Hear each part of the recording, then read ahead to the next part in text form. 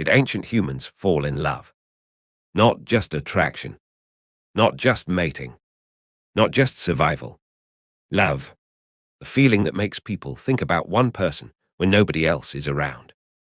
The feeling that inspires songs, poems, and stories. The feeling that can change an entire life. Most people assume love stories began with civilization, with writing, with cities, with kings and queens. But what if humanity's first love stories are far older than that? What if some of the earliest traces of human romance were hidden on cave walls tens of thousands of years ago? To answer that question, we need to travel back to a world before books, before paper, before writing, before history itself. Imagine living 30,000 years ago. You cannot write a letter. You cannot send a message. You cannot keep a diary. If you want a memory to survive, you need another method. And one of the most powerful methods ancient humans ever discovered was art. Today, archaeologists have found extraordinary cave paintings across Europe, Africa, Asia, and Australia. Some depict animals. Some depict hunts. Some depict handprints. Some depict mysterious symbols. The bison, the horses, the mammoths, the deer. At first glance, these images appear to be simple records of daily life. But many researchers believe cave art served purposes far beyond decoration. Some images preserved knowledge. Some preserved beliefs. Some preserved stories.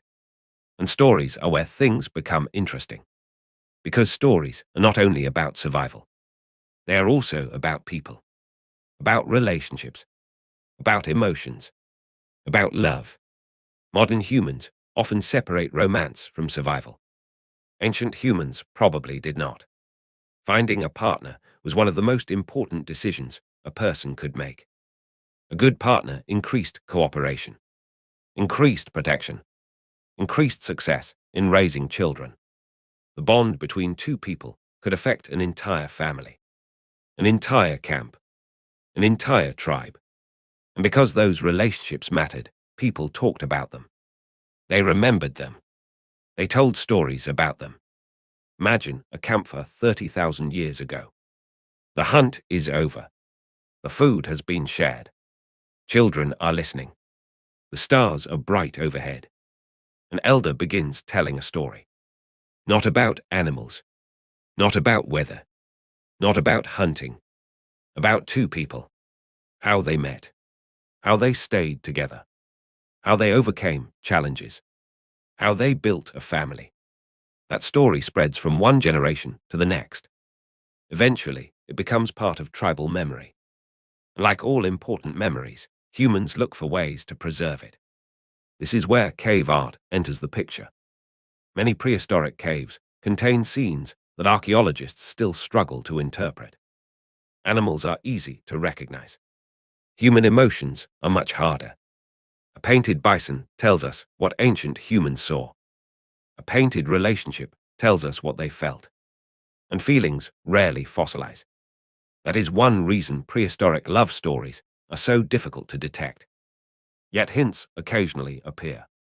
Pairs of figures, linked symbols, repeated motifs, shared handprints, two hands, two figures, two symbols, sometimes separated by thousands of years, sometimes appearing together in ways that seem intentional. We cannot know exactly what every image meant. Anyone claiming certainty would be exaggerating. But we do know something important. Ancient humans were emotionally complex. The same brain that exists inside your head existed inside theirs. They experienced joy, fear, loss, hope, attachment. Researchers studying hunter-gatherer societies consistently find strong emotional bonds between partners. Love is not a modern invention. It is a human adaptation. And adaptations leave traces. Not always in bones. Not always in tools. Sometimes in stories. Sometimes in art. One of the most famous examples comes from handprints found deep inside caves. Thousands of years later, they remain frozen in time. A person places a hand against stone. Pigment is blown around it. The hand is removed. A mark remains. In some caves, these handprints appear in clusters. Families, groups, communities, individuals leaving evidence that they existed. Evidence that they belonged. Evidence that they mattered. I was here. I belonged here. I mattered here. Those messages may not sound romantic, but belonging is one of the foundations of love. Love begins with connection. Connection begins with recognition. Recognition begins with memory. And memory is exactly what cave art preserves. Some researchers have proposed that cave art functioned as a social archive, a place where important information could survive beyond a single lifetime. Not written information, visual information. Stories transformed into images. Experiences transformed into symbols. Memories transformed into art. If that interpretation is correct, then cave walls may have preserved far more than hunting knowledge. They may have preserved relationships, family histories, personal identities, and perhaps even the earliest love stories. Think about what happens when humans fall in love. They create memories, special places, special moments, special symbols.